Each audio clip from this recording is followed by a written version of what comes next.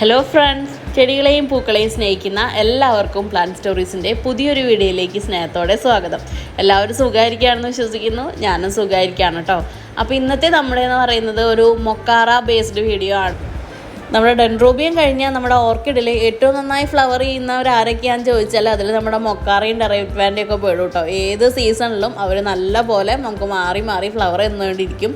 മഴക്കാലമായാലും വേനൽക്കാലമായാലും ഒക്കെ നല്ല രീതിയിൽ ഫ്ലവർ ചെയ്യുന്ന വെറൈറ്റിയാണ് മൊക്കാറ എന്ന് പറയുന്നത്. അപ്പോൾ നമ്മുടെ കേരളത്തിലെ കാലാവസ്ഥയ്ക്ക് പ്രത്യേകിച്ചും നല്ലൊരു വെറൈറ്റിയാണ്. കാരണം അത്യാവശ്യം ചൂടും അതേപോലെ തന്നെ നല്ല രീതിയിൽ മഴയൊക്കെ വരുന്ന ക്ലൈമറ്റാണ് നമ്മുടെ. അപ്പോൾ നമുക്ക് നമ്മുടെ ഔട്ട്ഡോറിലായാലും നല്ല രീതിയിൽ നല്ല ബ്രൈറ്റ് ആയിട്ടുള്ള സൺലൈറ്റ് കിട്ടുന്നിടത്ത് ഡയറക്റ്റ് വെയിലിൽ വെച്ച് വളർത്താവുന്ന ഒരു വെറൈറ്റി ഓർക്കിഡാണ് മൊക്കാറ എന്ന് പറയുന്നത്. അപ്പോൾ നല്ല വെയിലുണ്ടെങ്കിൽ മാത്രം, നല്ല ചൂടുള്ള അല്ലെങ്കിൽ നല്ല ബ്രൈറ്റ് ആയിട്ടുള്ള വെയിൽ കിട്ടുകയാണെങ്കിൽ മാത്രമാണ് ഇവർ ഫ്ലവറിങ്ങിന് ഇഷ്ടപ്പെടുന്നത്. 4 മുതൽ 6 മണിക്കൂർ വരെ ഉള്ള ഡയറക്റ്റ് ആയിട്ടുള്ള സൺലൈറ്റ് നമ്മുടെ മൊക്കാറ ഇഷ്ടപ്പെടുന്നുണ്ട് ഫ്ലവറിങ്ങിനായിട്ട്. എന്നാൽ നമ്മുടെ ഇപ്പോഴത്തെ ക്ലൈമറ്റിൽ ഏപ്രിൽ മെയ് ഒക്കെ ശക്തമായ ചൂടാണ്. അന്നേരം നമ്മളൊരു ഗ്രീൻ നെറ്റൊക്കെ ഇട്ട് കൊടുക്കുന്നത് നമ്മുടെ പ്ലാന്റിൻ്റെ ഹെൽത്തിനും അതുപോലെ തന്നെ അവരുടെ ലീഫൊക്കെ പൊള്ളി പോവാതിരിക്കാനും നല്ലതാണ്. അതേപോലെ അതികഠിനമായ മഴ, നിർത്താതെയുള്ള മഴ വന്നു കഴിഞ്ഞാൽ മൊക്കാറയ്ക്ക് മെയിനായിട്ട് ഉണ്ടാകുന്ന ഒരു അസുഖം എന്ന് പറയുന്നത് കൂമ്പ് ചീച്ചലാണ്. അപ്പോൾ അന്നേരം നമുക്ക് എന്തെങ്കിലും UV ഷീറ്റോ എന്തെങ്കിലും ഇട്ട് കവർ ചെയ്ത് കൊടുക്കുന്നതാണ്. അല്ലെങ്കിൽ സ്ഥലം മാറ്റി വയ്ക്കാൻ പറ്റും. അതിശക്തമായ മഴയിൽ നിന്ന് നമുക്ക് മാറ്റി വയ്ക്കാം. അതേസമയം ഇടയ്ക്കുള്ള ചെറിയ മഴകളൊക്കെ കൊള്ളുന്നത് നമ്മുടെ പ്ലാന്റിനെ ഒന്നും കൂടി ഹെൽത്തി ആക്കി നല്ല ഹെൽത്തി റൂട്ടൊക്കെ വന്ന് നല്ല ഉഷാറായിട്ട് പ്ലാന്റ് വളരാനും സഹായിക്കും.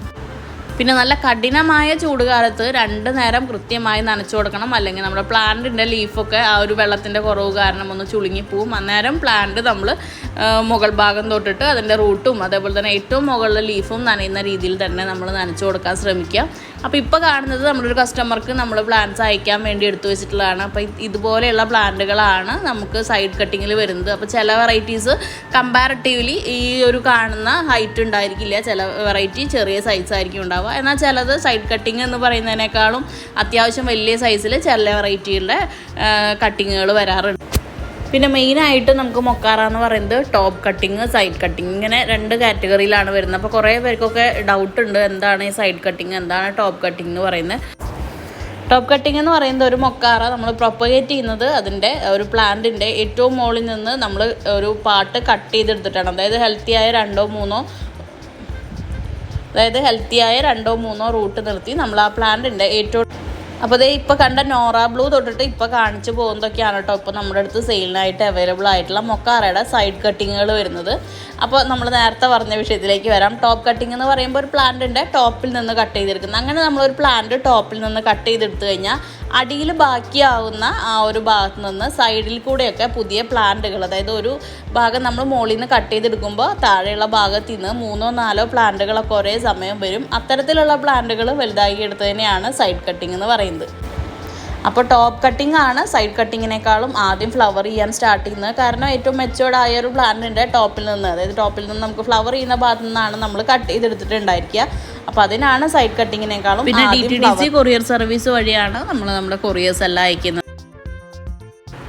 റൂട്ടഡ് ആയിട്ടുള്ള സൈഡ് കട്ടിങ് ആണ് നമുക്കിപ്പോൾ മൊക്കാറയുടെ സെയിലിനായിട്ട് അവൈലബിൾ ആയിട്ടുള്ളത്. അതേപോലെ തന്നെ ടോപ്പ് കട്ടിങ്ങും നമുക്ക് അവൈലബിൾ ആണ്. ടോപ്പ് കട്ടിങ്ങിലും കുറച്ച് വെറൈറ്റീസ് ഉണ്ട്.